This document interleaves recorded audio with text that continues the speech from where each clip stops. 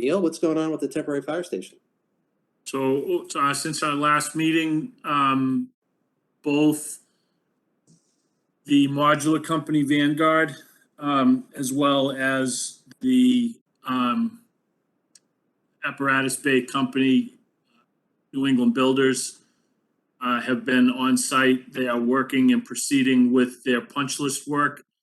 Notably, today, they were on site with a third-party subcontractor to apply a sealant at the base of the apparatus bay structures. So we are hoping that this will greatly diminish water infiltration problems that we have seen since we took occupancy. We're supposed to get a good dose of rain on Saturday, so hopefully that will give us an early indication of how successful the efforts have been to date.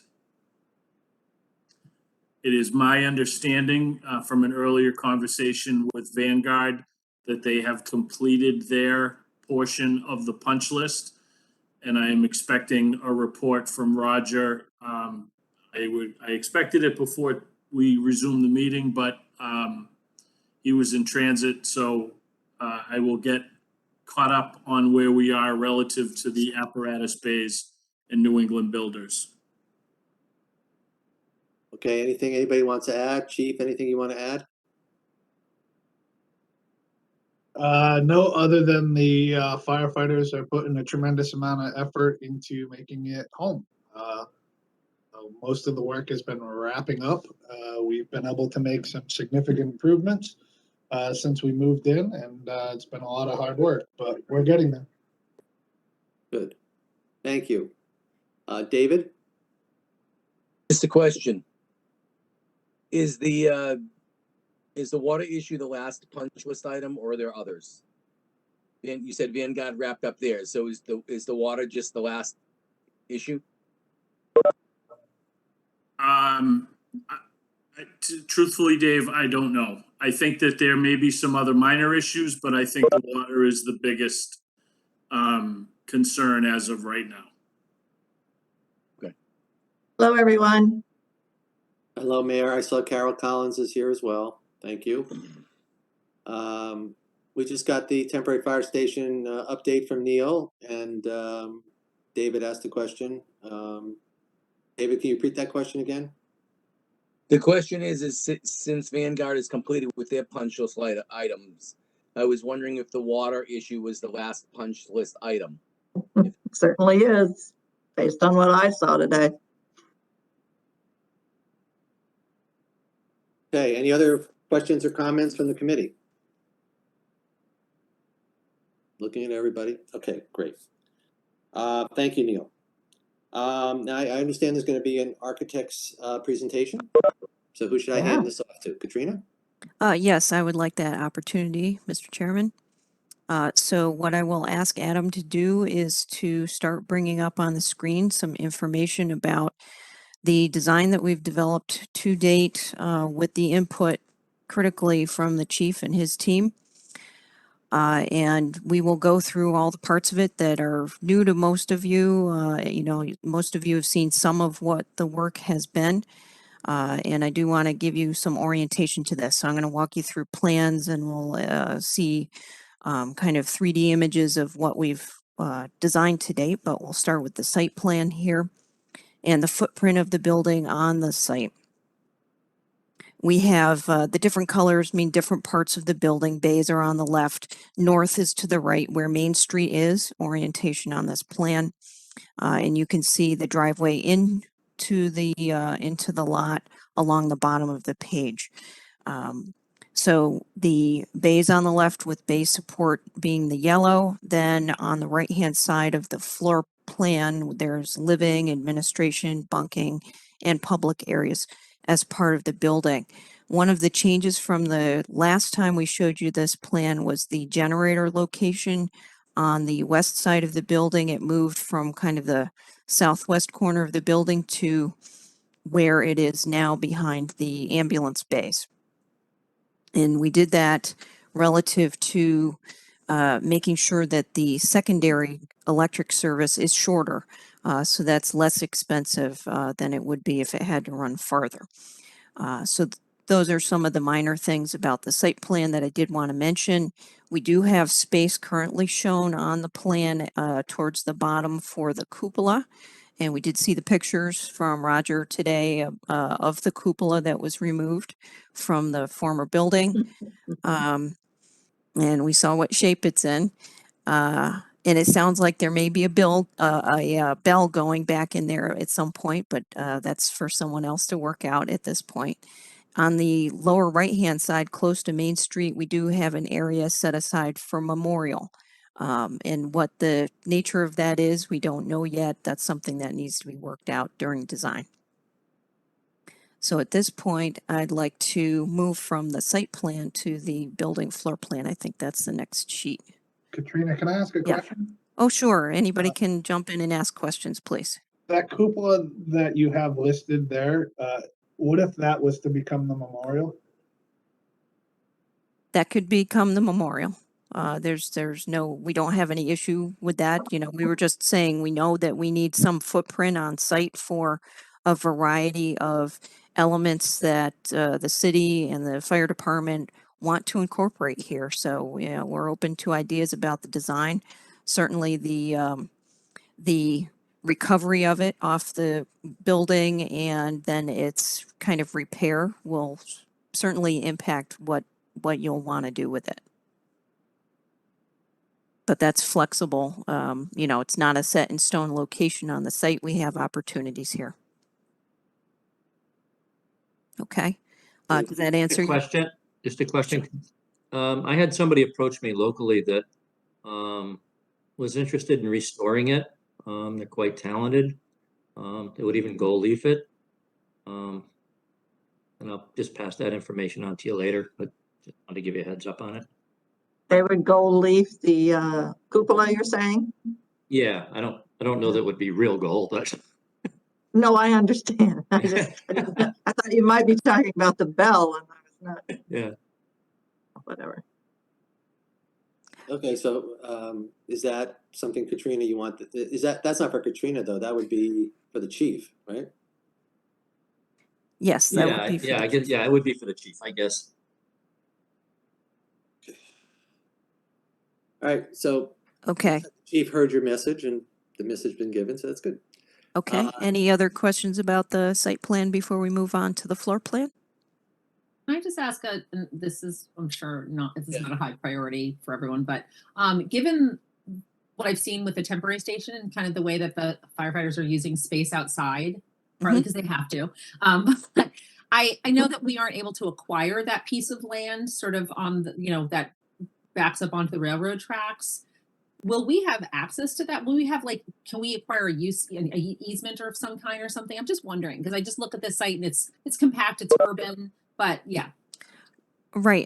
If I may, Mayor, just for a moment, mention the patio area, which is showing kind of in the central portion of the plan, just outside the living area, and that's along an interior ramp. You'll see the inside parts of the plan that lead to, you know, this is where they can have a grill.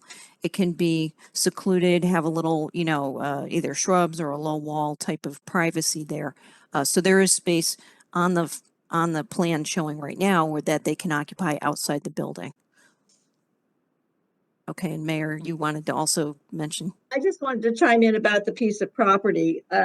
It's been a while since I checked in with the folks that control that property.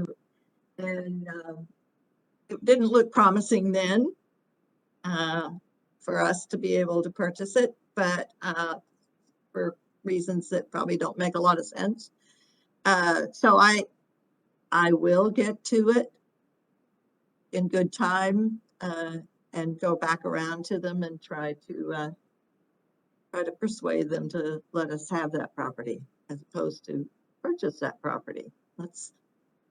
I've been anxious to talk about a sale till we bought the property, number one, and number two, till we see where our budget's going to end up. And Katrina, this site plan as it's drawn represents what we own present day. That is correct. The piece of land shown there with the dot dash property line is the piece of land that has been purchased recently, yes. It does not include the parcel that we were just mentioning along the railroad tracks, which is a little bit downhill as well, and is not, not necessarily being looked at all for occupying. Okay, did that answer your question? Okay, thank you. Any other questions? I have so if you're on the west side in the parking lot, Mhm. and you want to get to the east side on the parking lot, there's no around the building. That is correct. There is no space for such a thing. The building takes up a majority, yeah. Or is that just because the land won't tolerate it? The land is not configured in such a way that we can put it that way. Will that pose a problem for anybody? The chief has not expressed any concern about that. But they can go in the bay and Right. around. They don't have to walk all the way If around. everything's closed, you can't get from one side to the other. You would be able to walk, Around that way? yes, Okay. yes, Well, not isn't there drive. isn't there a door at the bay? I can see a little Yes. door there. Yes. So No, they no, could go in the bay. No, I understand that. I just thought that if everything was closed and, somebody needed to walk around the building. Well, let me clarify. The parking that's arranged off of Coombs Ave is really the responder parking. Mhm. It is not the public area of parking. And I believe there's parking along the street as well as what's shown at the bottom of the page that can be used for public parking and entrance into the building. David, there may also be an opportunity to move along the southern end of the building, even though it's not the city's property. Right. There is a narrow grassed area immediately to the south of the apparatus bay that theoretically you could walk around. Thank you. David, the public has no need to go back and forth at all. So it would only be the firefighters who would ever need to go back and forth. Okay. As long as the chief's okay with it. I was so curious looking at it and I thought maybe I should ask. So I did. No, all good questions. And I'd rather answer questions than leave something in doubt. So if we can go to the floor plan. Okay, so this has a lot more detail than the last time the committee saw it. And with interim discussions with the chief and mayor and Butch, we got some really good feedback and we're able to look at maintaining proper flow and operations within the building that make the most sense for the way the chief is running the department. So what you're seeing you see the bays off to the left with all of the vehicles planned in there, and this includes a third ambulance as requested, so that the bays on the right-hand side of the red area, those are longer to allow for all of those vehicles to fit. What we have as a connection from the living and office area on the secure part of the building is a straight run through the great room or kitchen, dining, day room area, going down the ramp into the bays, right where Adam's running his cursor. So the bunk area is along the east side in green with single user restrooms and a laundry room and lockers in the hallway. This is a secure area that feeds right into that living area and then proceeds towards the bay. So it's a straight shot. That's something that the chief was very particular about. And we wanted to make sure that we could do that with all of the other functions remaining in place. All of the support rooms that feed the bay and support the bay. The exercise room is on the west side with large exterior doors to help get large equipment into the room so you don't have to go down a narrow hallway and squeeze something through a door. This has a lot of glass openness to it so that there's good visibility for when the firefighters are in there exercising. If someone has an issue, they're visible. It can have some frosting on the glass so you're not staring at people, but I think it's a close-knit type of group. They want to see each other and know that they're in good shape and, you know, not having issues. The kind of purple blue area is the office suite, and there are two parts to the office. There's kind of the public reception waiting area where the chief's office, fire investigation. Can you zoom in there a little bit, Adam? There we go. Okay, where they can come in, so you have this open admin area, waiting area with a conference room. The mechanical electrical room is centrally located in the building so that we have shorter distances to panels and devices. And then behind a secure door, there is the officer's suite and the bullpen kind of general office area that is also attached to the day room. So there's a little separation of function there that was desired that we were able to provide. If you zoom back out a little bit, Adam, we can then show the main entrance, which includes a vestibule, the museum area for placing some of the antique vehicles and some of the incredible pieces that you've got, along with the training room, which we are showing as a splittable space. So it can be a moving partition can be splitting the space in half if you need to have a special meeting like an EOC and breakouts. There's the ability to divide that room. And that area also has 3 single-user public restrooms, along with storage for the training room and a centrally located IT room. So those are the basics of the footprint of the building. The main entrance has that big arrow pointing to it. And that's where we've also got large doors for bringing in the antiques, which if they're used in parades and so forth, there will be a need for bringing them in and out occasionally. And that's what those large doors allowed to do. And that's where the accessible parking would be required.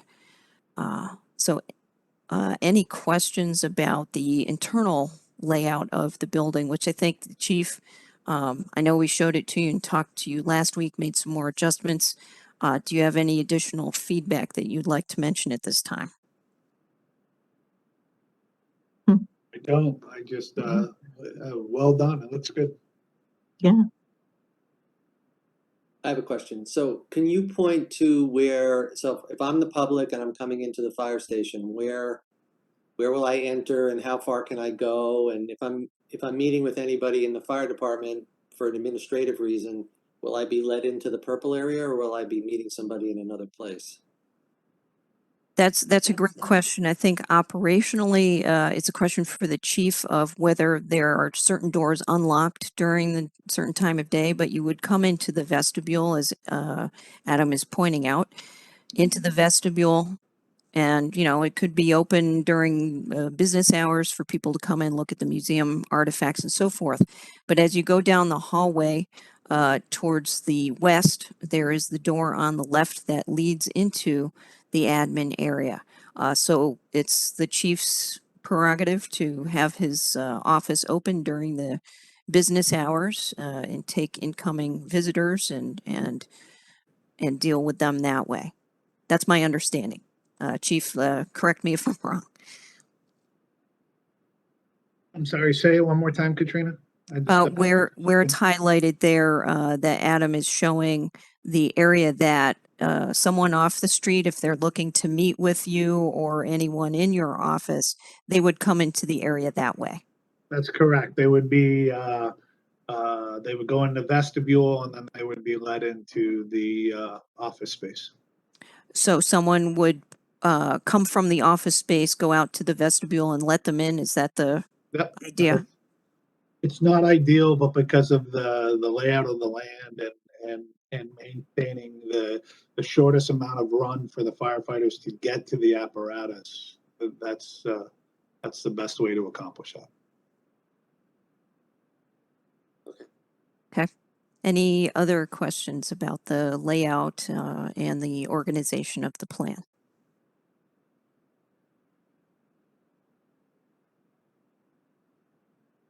Okay, I do want to mention Hey, I'm relative. sorry. No, go ahead, please. Katrina, can I ask a few quick questions? Yes, please. One is just, what the heck is a bullpen? I've heard it on TV so many times. I had no idea it was a real place. Okay, Chief, would you please Yeah, answer? I'll explain that. So Maybe when, that's a when the question original, for the when chief. the but- original plans were sent to take a look at, there was a space within all the offices that was just an open space that really didn't utilize the space well.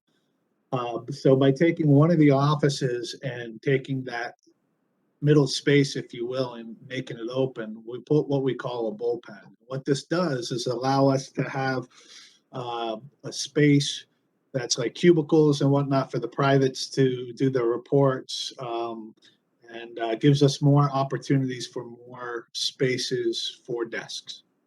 So you'll see that the administrative wing, although it's not a bullpen, the administrative wing has the administrative assistant had her own office. They're actually going to open it up, and then anybody that comes in can be sent into any of the offices that they need to. And on the operations side, the bullpen gives us more opportunity for more spaces for the firefighters to conduct their normal report writing and whatnot. Well, thank you. That was just a curiosity question. So that's kind of that's great to know. And then I'm assuming there's some kind of slope on the property, so that's why there's a ramp that goes from the orange section down to the bays. That is And why correct. the patio is a 2-tier. That is correct. Looks like okay. Yes, so Um, the height difference between those two levels is, I believe, 2 feet. Is that it? Yeah. Correct, yes. Well, I see like 3 or 4 steps, so I figured it was something like that. Mhm. Okay, and so that patio, is that kind of an extension of the kitchen, and that's for the firefighters, correct? That is correct. Okay. I mean, it's a lot to take in. Thank you for presenting it all, and just making sure I kind of understand it. Sure, we'll get into a little bit more. As we keep going, and Adam, if you could shift the plan over to the right, I do want to share the mezzanine information. No, other way. There you go. The little Thank yellow you. plan you see on the left is the mezzanine. So that occurs above the radio report SCBA mechanic workroom that's kind of central to the base. And this is up about 10 feet. So there's a stair in the middle that leads up to that. So that's just shown off to the left. It's open. There are training features built into that. So it's very compact and centrally located, helps the bay and the structure. I wanted to get to the structure particularly.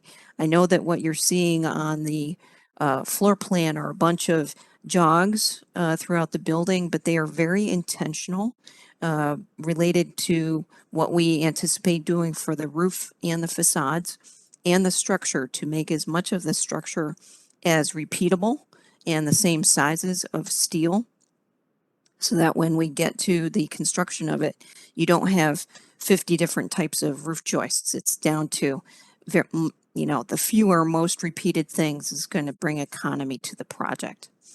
I do want to ask if there are any other questions on the floor plan before we get to some 3D views.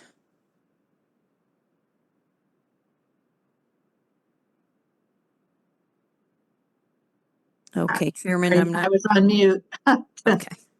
I don't have a question. I just want to say how really good I think that layout is. It is a very compact, well done, well drawn out, everything considered. I know you worked a lot with the chief on it. So good job, all of you. To me, it looks great. So hopefully we don't have to do any changes to it or anything going forward. But right now it looks fabulous, and thank you for the good work. Thank you, Mayor. And Chairman, if I don't hear any other questions on this, we do want to proceed. I think, Adam, our next sheets are the 3D views. So in response to questions about making sure we had context, about the images on here, and please do not think about colors at this time. We're not talking about colors. We're talking about shapes and volumes and structure and materials that fit the idea of the site, this being very particularly the gateway and entrance to your community. We've heard a lot of comments from the building committee about the desires, and we're hoping that we have addressed at this stage the major points of making it something unique, but lively, engaging, historically reverent in some ways, but also modern. And certainly we want to talk about just general materials, but we do have several views that of the modeling that we've done of our design with minimal materials. I'll bring that up for a point in a moment, but we have a couple of different views. So this is looking from across Main Street towards where the entrance would be, and what you're seeing kind of in the center there is the main entrance. I don't know if you can zoom in there, Adam, a little bit so that they can see. We've got an image of an antique. I don't know that that's the exact one you have, Chief, but something of that nature that would be visible from the street as people are driving in and out of the community. They'll be able to see the portions of the museum that are right there in the glass. But as you can see off to the left, if you zoom out a little bit, those are the bunk room windows facing the parking lot. And then further down where the roof pops up, that is the kitchen. That's part of the day room living area. And then the patio, and then the bays. And you can see the high roof of the mezzanine where we've got a lot of natural light coming in with those high windows above the mezzanine. So what you see on this, we also took into account the request, and it makes a lot of sense to have great signage on the building. There's lots of opportunities here, and it can be rearranged and so forth. This was our first kind of shot at, this is what we think makes sense. So if you can go to the next view, Adam, I would appreciate that. So this is coming into town, so you can see Athens Pizza on the right. And you do see quite a bit of the building because of that large open parking area right before you get to the building. Whether the trees that are along the main street stay there or not, we don't know. That's going to be something for everyone to talk about and think about. But there's still a lot of visibility there. And actually, Adam, I would make the seal for the city, if that's what ends up being on that face, I would make it larger. Or it might say, you know, City of Greenfield or something like that. This is all food for thought. We want everybody to see what the massing of this looks like at this point in time, with the footprint of the building accurately portrayed in context. We do have one more image to share with the group. So this is, can you back out a little? Yeah. This is from downhill, pretty much right in front of the Ford dealership, looking at what you would see driving into the city even before you get to the main entrance. And we have shown here a large Maltese cross on the upper portion of glazing at the mezzanine, kind of at the end of where the mezzanine volume is, but also showing the materials of the building. You can see there's limited masonry, and then it's fiber composite panels, I believe is the right term, for all of those vertical panels that you see there. And then the curtain wall glazing. What you can see kind of in the center between the greenhouse on the right and the back of the pizza place, that is where the exercise room is. So there's a lot of high windows there and natural lighting for that area. And the windows got bigger on the offices per the chief's request. So I think there'll be a lot of good, pleasant daylight coming in there and good views. Okay, and did we have another thing to share, Adam? I forget. We also have the photos that are relevant if we would like. Okay, well, before we get Not into the walk photos. around view. Oh, Oh, yes, yes, correct. We have Yeah, that. do Just one that. moment. okay. So Adam's gonna bring up a black and white model view, kind of swinging around it, so you get an idea of the volume of the building. Excuse me. I'm not certain how the video will translate through WebEx, so we will see. Right, there may need to be, if it doesn't translate well, I think there is a setting, Adam, that you can do on the share where it says apply for video or something like that. But give it a shot.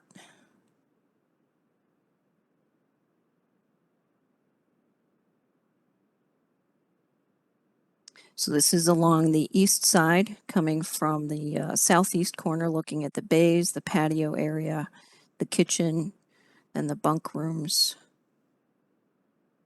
and the main entrance. This is where the memorial area would be right in front.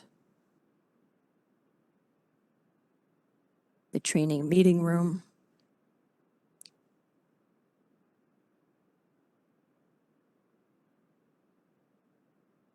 And again, we just very roughly modeled out the neighboring buildings so that you can see in context what is visible currently from that side.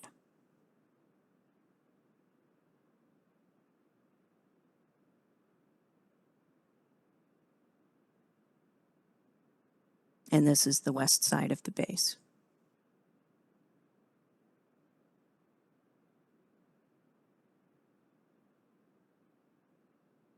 Okay. Thanks, Adam. Okay, I don't know if anybody wants to see that again. You can certainly vote to say, show that again, if you like, but I'd like to open it to questions. And I know we were requested to bring photos of museum areas and other types of spaces that we have worked on and completed and built. So we do have those ready to share, but I do want to take any questions that the committee may have. I can't see everybody, so just say, I have a question. There we go. So I have one question. This is Ed. So that's the final design that was decided on. This is the schematic design of the building that is meeting the chief's needs and is starting to discuss the exterior materials and has the volumes that are working for the chief. I don't know if that answers your question enough, but in terms of what you mean by final design, that's not construction documents going out to bid just yet. No, that isn't what I meant. I meant the virtual image that you presented is what the building's going to look like when you're done. That is what our current design is. Dennis, you wanted to add something? Yeah, maybe. We still have the whole committee to weigh in on this. Yes. Okay. This is our presentation of what we've designed to date. Okay. Thank you. So in that event, how does this proceed? You're giving us some images and suggestions. At what point do we become more hands-on and start to have more specific discussions and actually make a decision? In terms of deciding some of the material characteristics, which we're not at the point of deciding yet, we still need to get through working with our consultant engineers on structure and mechanical systems, et cetera, that are going to inform some of this design. You know, there are going to be little tweaks and changes based on what they need to put into the building, but for a large part, the look, the shape are in this direction. So if there are concerns from the committee about materials, and again, I've only talked very briefly about those exterior materials. You know, we're not talking about interior finishes. We're talking about how the economy of the building is formed by the shape and those materials. So you saw masonry, and this is concrete blocks, a veneer, and then the fiber cement panel, all of which are intended to reduce cost from a fully masonry building, as well as the glass in appropriate areas. Okay, thank you. Yes, Jen. I think it all looks great, and I think, you know, I am really impressed with what you've been able to do on a site with a lot of constraints. And I hope that you know, obviously the thing that matters is that the firefighters sort of get a building that works for them, not just in parts, but, you know, in terms of the flow and stuff. And I love that kind of corridor that my house has that too. I kind of think that way.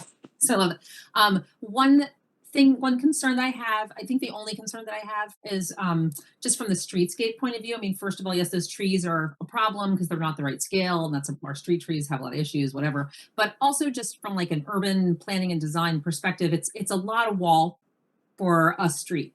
And I don't know what the desires are from the behalf of the personnel in terms of having windows or not for that training space. But sort of best practices in creating a more kind of friendly urban streetscape would be to have either, you know, the door oriented toward the sidewalk and or more window and just kind of ability to view activity inside. So it's that massing close to the sidewalk just concerns me from kind of a built environment perspective. Thank No, you. that's great. Thank you. Anybody else? I kind of Oh, tag on to Jen's comment. This is Carol. thanks, Carol. I echo, I really like the look of it. I like the lines. I love shed roofs and all the glazing and all of that looks fabulous. And on the site plan, it looked like there was more of a setback, but I'm assuming what you showed us in 3D or at least the elevation, that is what it would look like from the street. So that setback is just the sidewalk and the right of way kind of area. Okay, that's a great question. I think, Adam, if you can pull up the site plan again, there's a little bit of space between the building and the sidewalk. And we had shown a memorial area. I don't remember if we showed the actual sidewalk there. So the sidewalk, I believe, is that gray area on the right that he's circling. And then that would be grass. So there is area for memorial, etc. We So needed to, I was assuming there would be, I'm sorry, I didn't mean to interrupt. Go no, ahead. go ahead. It just seemed like it was much more on the street in the, I'm not sure what number. Okay, in the number image it 2. was. Yeah. Okay, so there is some room for some landscaping. Maybe it was the other shot then from scale 3. It just seemed like it was see there, to me, it looked like there wasn't much room. I was just hoping that there would be some space to do some kind of landscaping and, again, echo what Jen was saying. I like the appeal. I love the seal as you're coming into town from the west and the sign. I'm a huge fan of good signage. So, and yeah, adding some more glazing in the meeting rooms might be a great way to do something, but also some landscaping if possible. I know that's Sure. always like the last thing, right? No, it's great to talk about it now, and we want to hear all of this. So thank you for that. Oh, thank you. This is great. And if I may, I did have one more question. I'm sorry, I think someone else was trying to talk, but should I just keep going? Yeah. I'm going. No, with the mezzanine, is that, I was trying to learn a little bit about the unique factors that go into a fire station, and it is a lot. But is that because of, is it hose drying, or you need that space? I guess I'm just getting at, I'm wondering the purpose of the mezzanine area. It is a great way to capture some cheap space at an incremental cost that we can use for training regimens, storage, like you said, hose drying. There's so many things you can do there at such an incremental cost because of the height of the base that it just pays to create it. Okay. No, that's excellent. I'm glad it's, a big benefit for a minor cost. And it looks very, I don't know, impressive when you see it, the scale of it, especially with the 2 shed roofs. So very, very nice. And I learned another thing. What was that called? The cross? The Iron Cross Maltese Cross. I had On no the idea that Maltese that was Cross. what it was Crossroads. called. So thank you for expanding my horizons. I'll shut up now. Mayor. Neil, you gonna add something? Because I think Jean is next. Go ahead. I just had one concern that I wanted to raise, and it's out of mostly respect for all of the environmentalists. The trees along the Main Street elevation may be problematic for sightlines for trucks exiting and entering Main Street. So it's just one thing I'd like everybody to consider. I'm all for saving trees, don't get me wrong. But we really want to make sure that both the traffic and the vehicles on Main Street, as well as the fire apparatus entering Main Street, that there are clear sight lines at the front of the building at the end of the response driveway, heading out onto the main right of way. And those, unfortunately, those trees may not survive. So Sorry, enjoy them now. exactly. Rake your leaves now, because next year they might not be there. Jean, you have something to add? I just wanted to say that all of the glass and the ceilings and all of that look like it's going to be a fabulous place to work. It's going to be friendly and all of that. I just wanted to double check and make sure it fits within the budget of what we have to spend. Yes, Jean, that's a great question. And all along the way, we've been working with Neil and our estimators to ask that question. And what you are seeing is what does fit currently in the budget. Mayor. Let me let Marlo speak. Go ahead. By all means, Mayor can go first if No, she wants. Come back to the mayor. I know that she'd like to probably finish the discussion. Okay. Yeah, just to thank you, Neil, because that was my first thought when I saw that shot at the front of the building, the line of sight getting in and out. And obviously we have the capability of under ordinance and whatnot to replace trees and move trees or replant trees. So that's not an issue at all. And I think honestly, the maturity of them trees, I'm real familiar with them.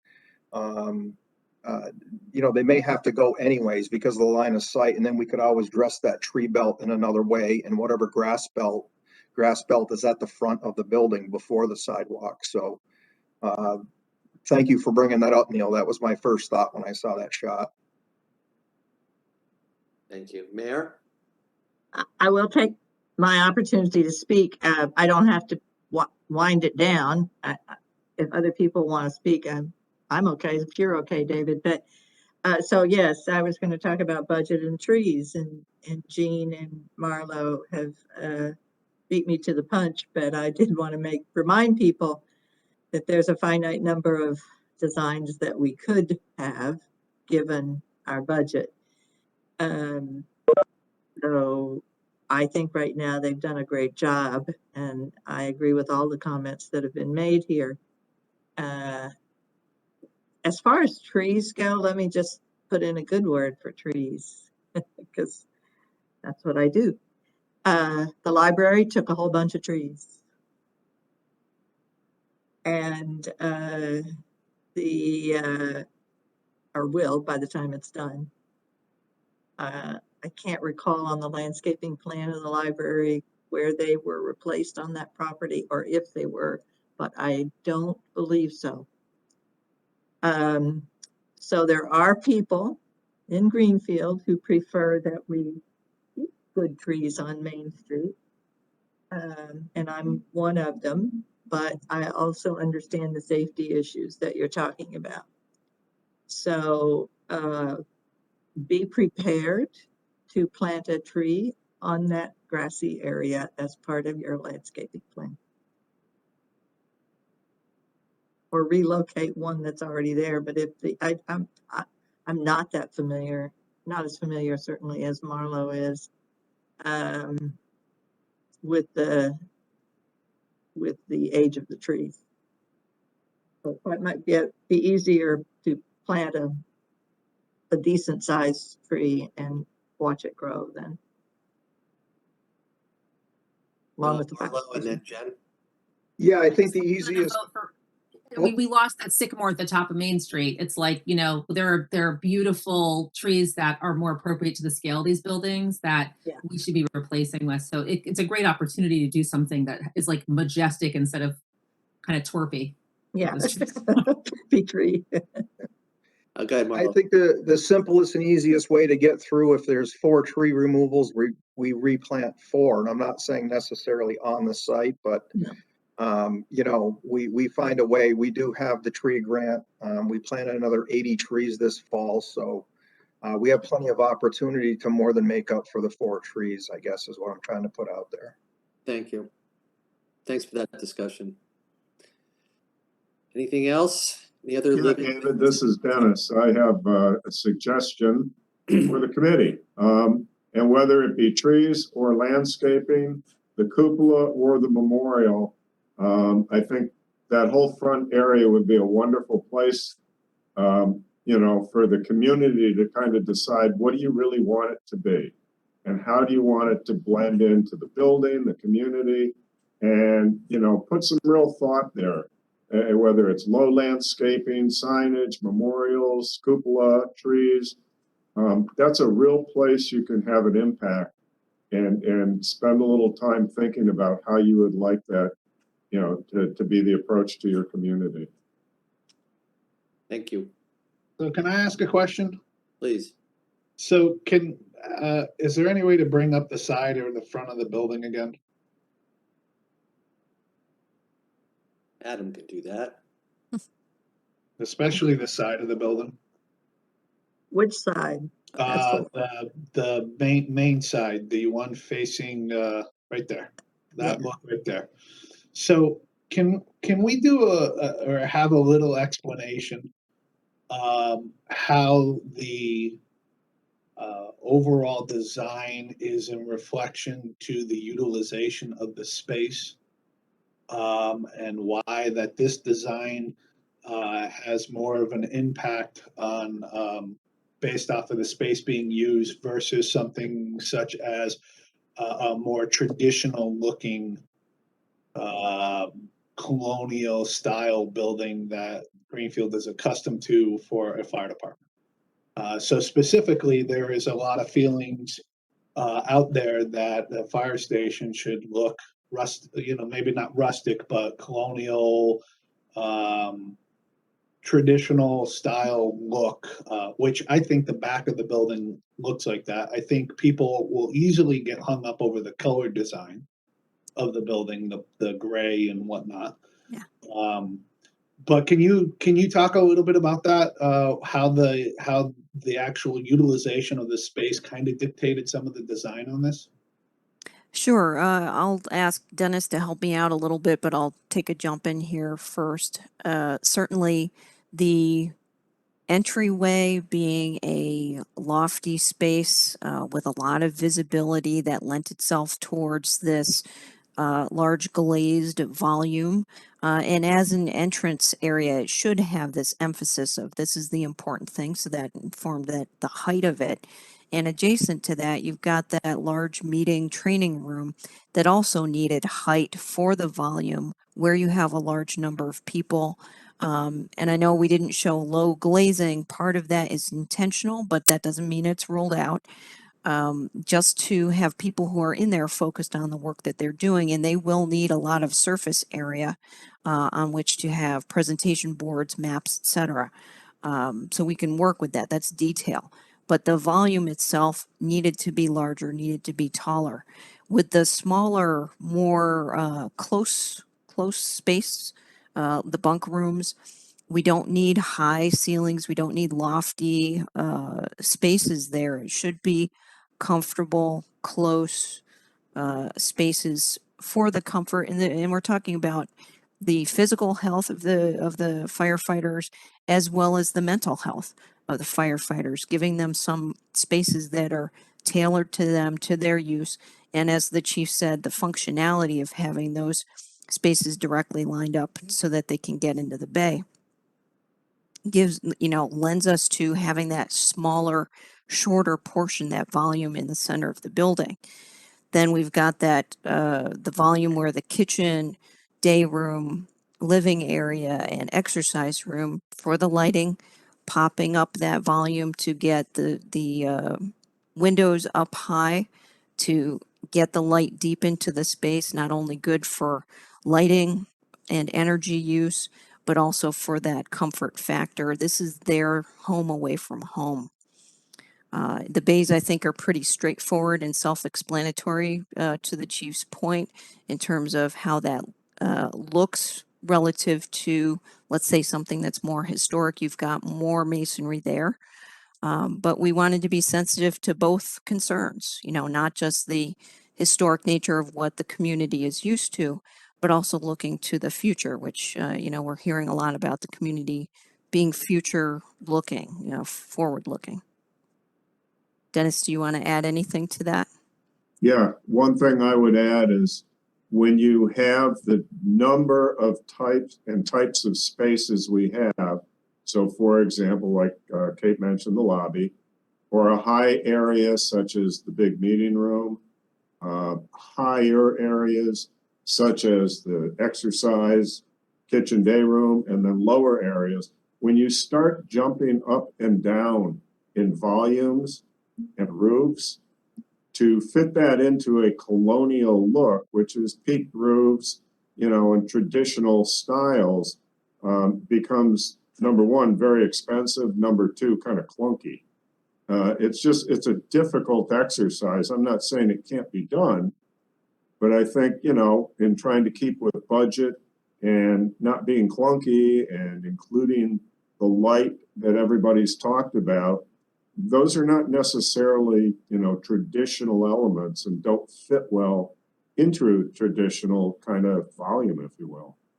So I hope that answers some of the questions. Yeah, so if I could follow up and ask additional questions on that. You know, we're looking at the front of the building, and few of the comments that were made in previous meetings was the amount of volume of glass, and didn't want to see a big full glass structure. So the training room area was a lot less glass and more brick, but yet our museum wanted access to be able to see from the outside. And so that's why the glass is incorporated there. And so I don't know if you want to make any comments about that, but how did that go into your design thinking process with that? Right, Chief. I think you're hit the nail on the head. Certainly with higher visibility areas that engage the community, which you're all about engaging them, having a place for them to understand and know what the fire department does, have places for the meetings. The openness of that glazed area at the main entrance is important to show that. So I'm going to follow up with this comment. Myself and several firefighters here have spent a lot of time looking at fire stations, you know, new fire stations that are being built and whatnot. And whether it's the city of Boston or Seattle